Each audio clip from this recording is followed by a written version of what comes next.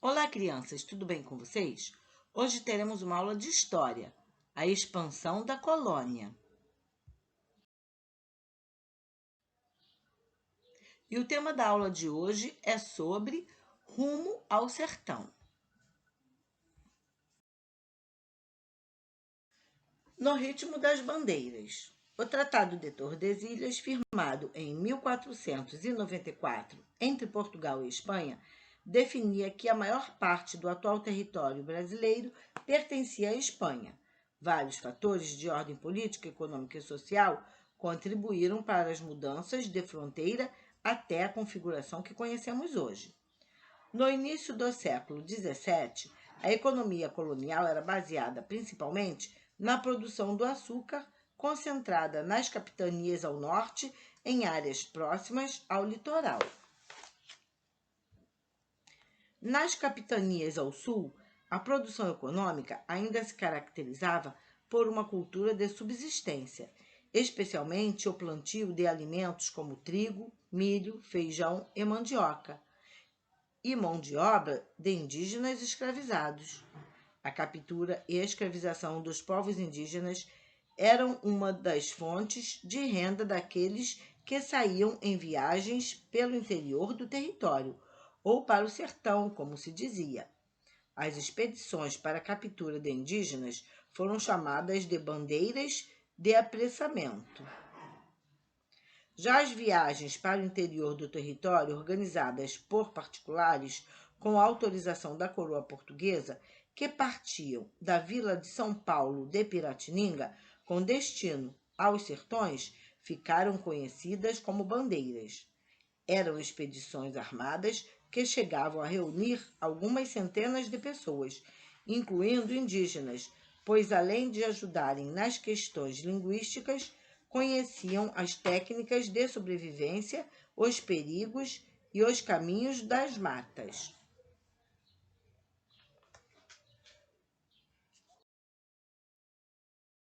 As bandeiras. Como as expedições duravam bastante tempo, os viajantes carregavam consigo grande bagagem. Era comum um grupo ir à frente, em geral indígenas ou mamelucos, para abrir clareiras na mata e cultivar pequenas roças que serviriam de alimentação aos demais bandeirantes. Apesar da violência contra as populações indígenas, desenvolveu-se uma intensa troca cultural entre eles e os bandeirantes. Vários hábitos indígenas assimilados pelos bandeirantes até hoje fazem parte da nossa cultura. É importante reconhecer o papel indígena na expansão do território português no Brasil, não apenas como colonizado, mas como população que conhecia os caminhos para essa expansão e contribuiu de várias formas para que ela ocorresse.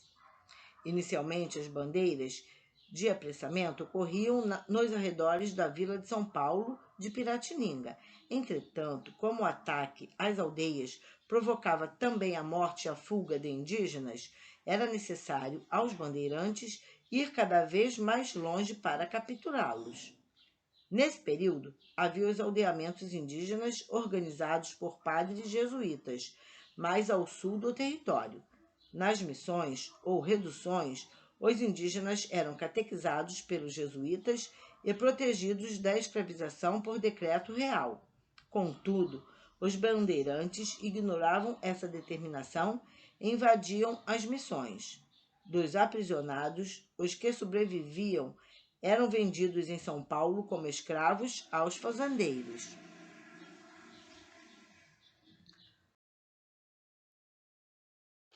Os sertanismos.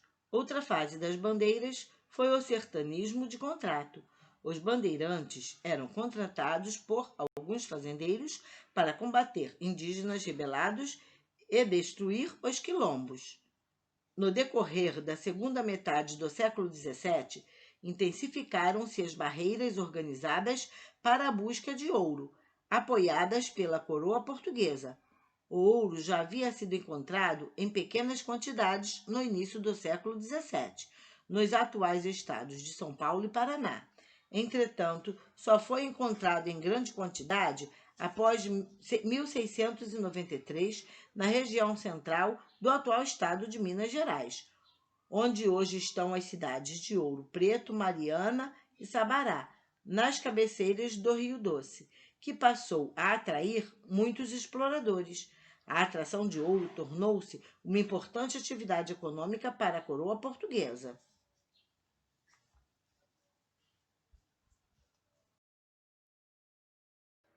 A ação dos bandeirantes contribuiu para novas formas de ocupação do interior do Brasil, por possibilitar o surgimento de pequenos povoados que se transformaram em vilas e, posteriormente, em cidades. No que tange às áreas a oeste da linha do Tratado de Tordesilhas, a ação dos bandeirantes acabou por despovoá-las, visto que as populações indígenas fugiam dessas regiões pelo temor da escravização. Ultrapassar as fronteiras do Tratado de Tordesilhas permitiu que fosse estabelecida uma nova configuração territorial à América Portuguesa. Como essas expedições ocorreram a partir do início do século XVII, período da União Ibérica, não houve resistência espanhola, pois portugueses e espanhóis estavam unidos sob a mesma coroa. Com a descoberta de ouro na região das Gerais, os bandeirantes contribuíram não só para a expansão do território, mas também para o deslocamento do eixo econômico do Império Português, que passou das capitanias do norte para as regiões ao sul.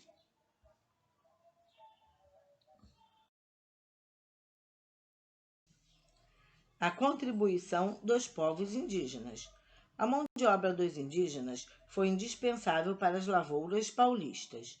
Os produtos agrícolas produzidos nas áreas ao sul do território abasteciam boa parte da América Portuguesa e movimentavam a economia paulista. Além disso, os indígenas contribuíram em todas as etapas de ocupação das terras pelos portugueses. Abriam estradas, plantavam roças e construíam as edificações dos vilarejos, como casas e igrejas. Os povos indígenas que compunham as expedições rumo ao interior não foram somente guias nas matas que conheciam bem. Também contribuíram efetivamente para o sucesso das bandeiras, com seus saberes milenares sobre ervas medicinais encontradas nas matas e os diferentes alimentos coletados nos caminhos.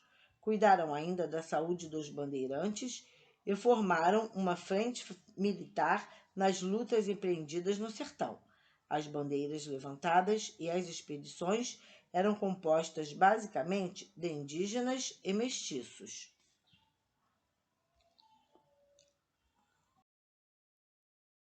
Diversificação da economia colonial. Ainda que a economia colonial dos séculos XVI e XVII estivesse centralizada na cultura da cana-de-açúcar, outros produtos, como o tabaco, usado como moeda no escambo com os africanos, o algodão utilizado na produção de roupas e a mandioca largamente utilizada na alimentação, plantados em áreas bem menos extensas, também contribuíram para o desenvolvimento da economia.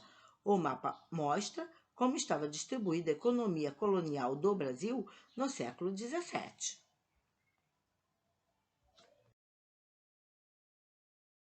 A pecuária no Nordeste da colônia.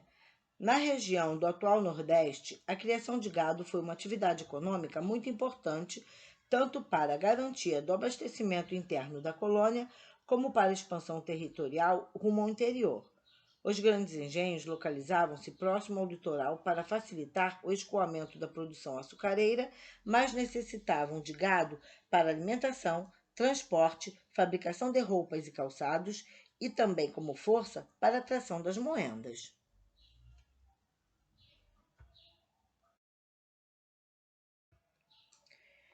Inicialmente, o gado foi criado nas zonas litorâneas ao redor dos engenhos e, pouco a pouco, ocorreu áreas cada vez maiores no interior do território colonial.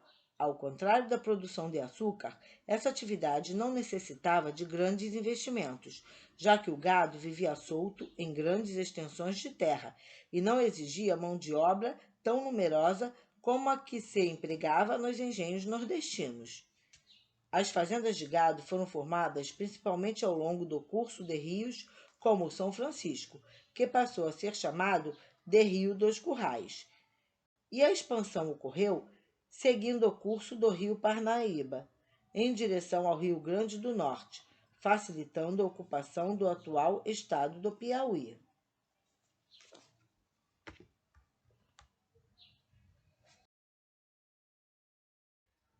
Para iniciar as criações, os fazendeiros de gado tiveram de enfrentar a resistência dos indígenas na ocupação das terras. Portanto, houve muitos conflitos durante a expansão pecuária. O principal deles, a Guerra dos Bárbaros, ocorreu de 1687 a 1720, envolvendo vários povos indígenas numa região que compreendia os sertões da Bahia e se estendia até o Maranhão.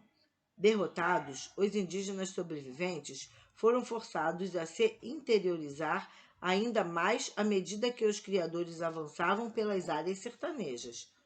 Com a expansão da pecuária nordestina, surgiam vilas e povoados, além de uma cultura típica marcada pela figura dos chamados vaqueiros.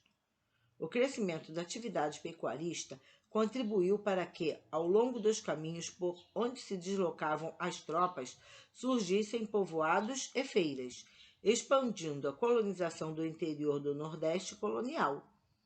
No século XVIII, a pecuária nordestina entrou em decadência, ao contrário do que ocorria no Sul, onde se expandia para atender às necessidades da região mineradora.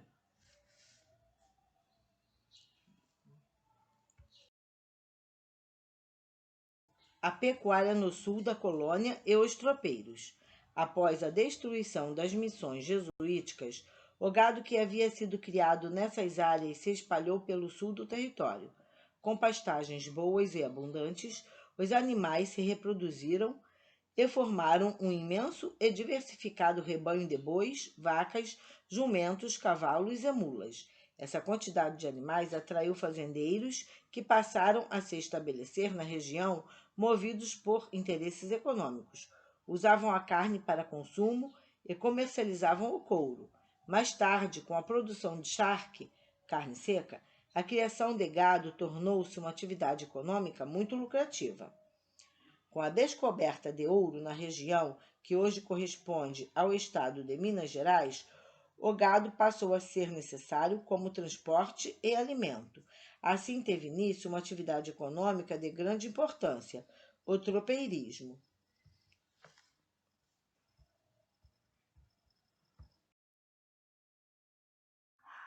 Os tropeiros faziam parte da comitiva que conduziam o gado do sul até São Paulo, na área da atual cidade de Sorocaba, onde os animais eram comercializados e seguiam viagem para abastecer a região mineradora. Estima-se que entre 1730, data provável da saída do primeiro grupo, e 1897, transitaram pela Rota dos Tropeiros cerca de 12.000 tropas. O tropeirismo foi muito importante para a expansão do território e a colonização do sul do Brasil. Essa atividade econômica foi responsável pelo surgimento de vários povoados e cidades no caminho por onde o gado passava.